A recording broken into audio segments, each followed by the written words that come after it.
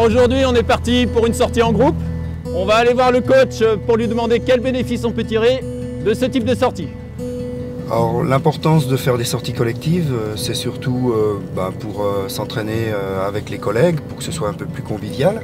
Et puis un second point, c'est aussi pour savoir tenir sa place dans la roue de celui qui est devant nous, savoir prendre le bidon au sein d'un peloton, savoir bordurer, savoir passer des relais, voilà, savoir s'abriter, se mettre au bon endroit par rapport au vent.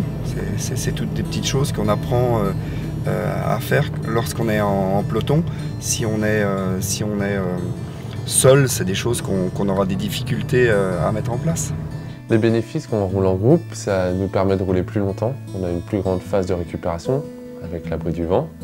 Et ensuite, quand on passe le relais, on peut là forcer un peu plus et être presque en sur-régime parce qu'après, on sait qu'on aura un temps de récupération dans les roues. Alors que quand on est tout seul, c'est beaucoup plus régulier, c'est beaucoup plus monotone aussi. Là, il y a un petit peu la motivation de rouler à côté de quelqu'un, même si c'est pas la course.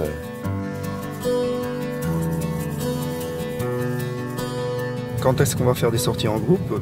Le plus intéressant, c'est d'avoir déjà un certain niveau de pratique, un certain niveau d'entraînement pour pouvoir apprécier justement la sortie collective, ne pas être trop en méforme pour pouvoir suivre les autres. Là, on va pouvoir bénéficier vraiment du groupe si on a la condition physique.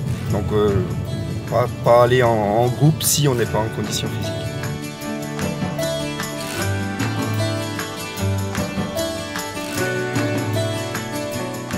Quand on roule en groupe, il faut savoir s'écouter aussi. Justement, pas tomber dans la compétition tout le temps, vouloir être aussi bon que le collègue avec qui on roule. Parce que sinon, s'il est meilleur que nous, on fait un peu du sur-régime, et s'il est moins bon que nous, on ne progresse pas. Donc il faut faire attention aussi de ne pas adapter trop son niveau au groupe et faire un entraînement qui nous convienne. Les choses à éviter, c'est surtout des choses à ne pas faire, c'est-à-dire il faut rester vigilant en groupe. Il y a beaucoup d'aléas de la route, un trou sur la route, une pierre sur la route qui font qu'un écart du collègue qui est devant peut entraîner une chute. Donc ça demande beaucoup d'attention, beaucoup de concentration. L'entraînement en groupe, c'est pas un terrain de foot où on joue, quoi. C'est vraiment c'est dangereux, hein, malgré tout. Ça roule beaucoup plus vite aussi que seul en groupe, donc il faut rester prudent.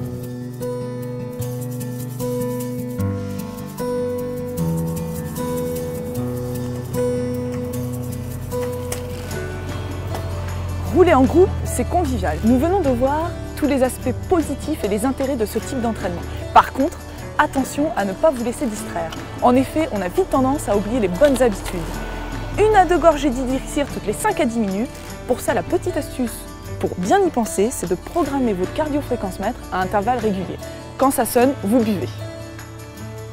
Pour compléter l'apport énergétique de votre boisson Hydrixir, pensez également au gel, notamment le gel antioxydant et les barres énergétiques Oversteam. Et pareil, même principe, donc par petite quantité et un apport fractionné.